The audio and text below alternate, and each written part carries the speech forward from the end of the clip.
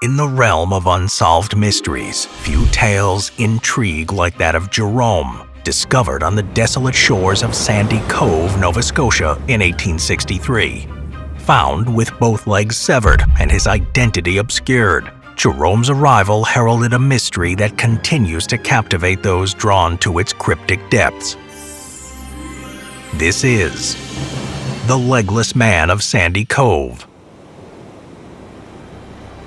On the chilly morning of September 8, 1863, amidst what should have been the lingering warmth of summer, a curious discovery unfolded along the shores of Nova Scotia.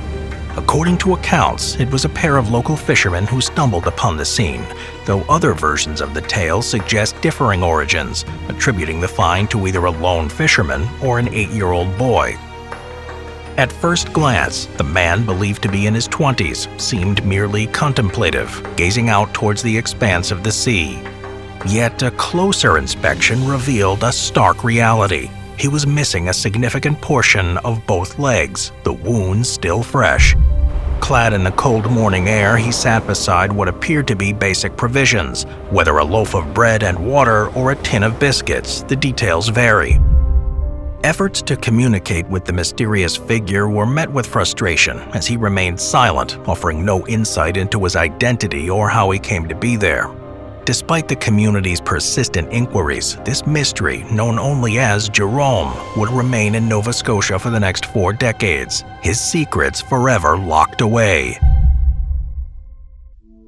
Despite displaying some understanding of his surroundings, both personal and otherwise, Jerome gave no indication of comprehending spoken language or being able to communicate verbally. However, in the early stages, he did utter a mumbled sound, which those present interpreted as Jerome, thus bestowing upon him that name. What baffled observers even more was Jerome's apparent inability to understand or communicate in any language. Despite attempts by multilingual individuals to converse with him in French, Latin, Italian, Spanish, and English, as well as other languages, all efforts proved futile. Regarding his origins, speculation pointed to present-day Italy, primarily due to Jerome's dark complexion. Later, this speculation narrowed to Trieste, a city within the Austrian Empire but home to a significant Italian community. Jerome's noticeable reaction whenever Trieste was mentioned reinforced this belief. Jerome's demeanor, however, contradicted any assumptions about his background.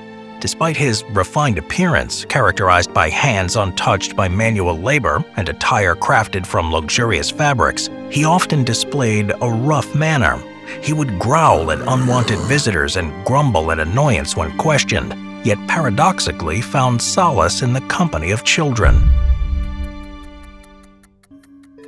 During his sojourn in Nova Scotia, Jerome found refuge in the hospitality of various households, initially residing either with the Albrights in Digby Neck or with Mr. Gidney in Mink Cove. Regardless of the specifics, each abode offered him care and solace, particularly in the aftermath of his harrowing night, exposed to the elements on the beach. Yet the challenges of sustaining another mouth to feed proved burdensome for some caretakers. Mr. Albright, a humble fisherman, struggled to provide for Jerome amidst the needs of his own family, prompting Jerome's rotation through different homes. Eventually, the predominantly Baptist community of Digby Neck made the decision to relocate him to Meteghan, a predominantly Catholic enclave, citing what they perceived as his Catholic appearance. During his tenure in Meteghan, the Nova Scotian government extended a lifeline in the form of a weekly stipend of $2 to his caretakers, ensuring his continued welfare.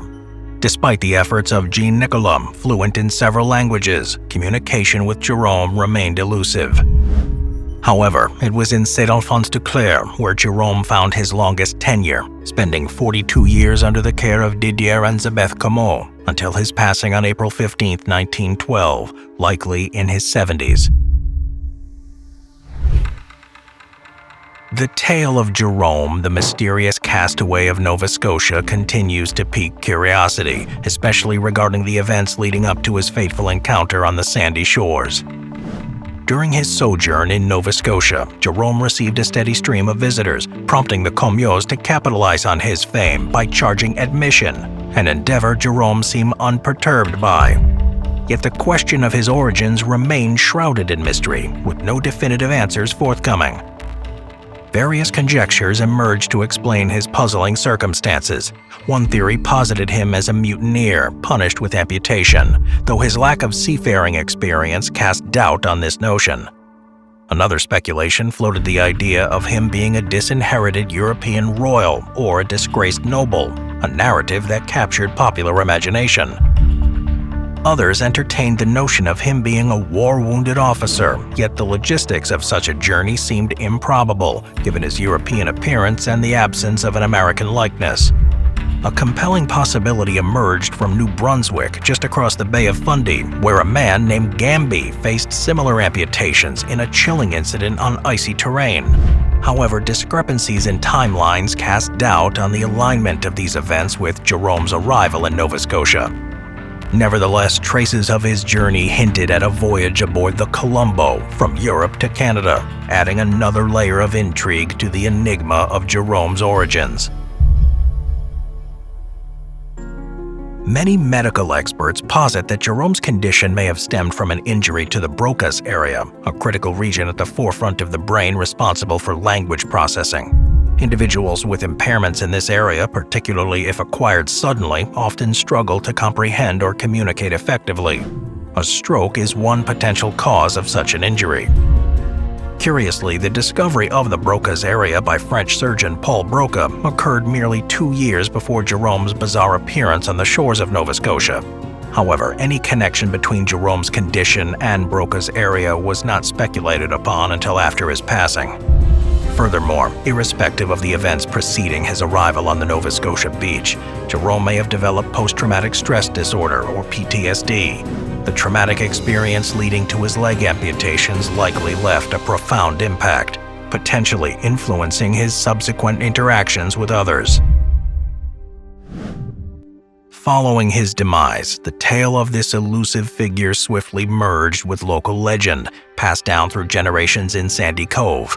Numerous books delved into his story, and a Canadian-French film titled Jerome's Secret emerged in 1994, adding to the mystique surrounding him.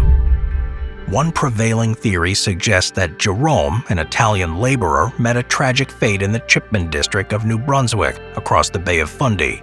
In 1859, before his inexplicable appearance in Sandy Cove, Jerome allegedly became stranded in the wintry wilderness, falling into a mill pond where he endured a harrowing night.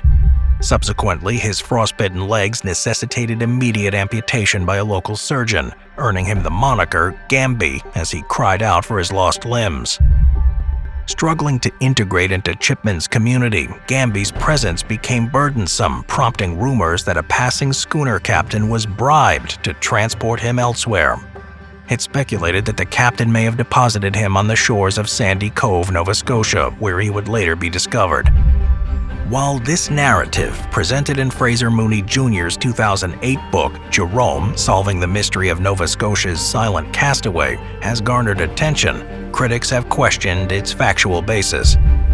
Nevertheless, Nova Scotia offered solace to Jerome, with residents of Digby Neck and later Meteghan extending compassionate care to the enigmatic soul.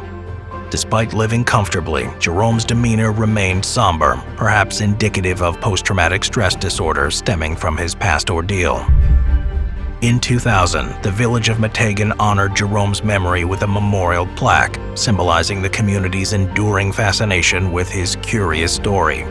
Yet the true origins of the Legless man of Sandy Cove remain shrouded in mystery, perpetuating his enduring intrigue.